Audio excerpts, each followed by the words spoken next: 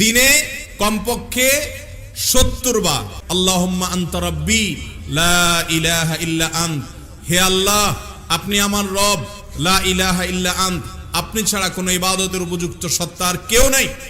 খালাকতানি, আপনি আমাকে সৃষ্টি করেছেন।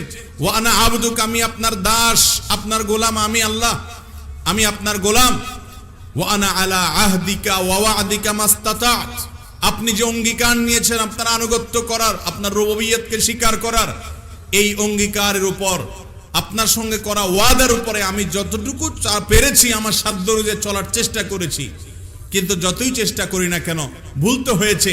আবুউ লাকা বিনি'মাতিকা আলাইয়া, আপনি যে অজস্র নেয়ামত দিয়ে আমাকে রেখেছেন স্বীকার করি মালিক।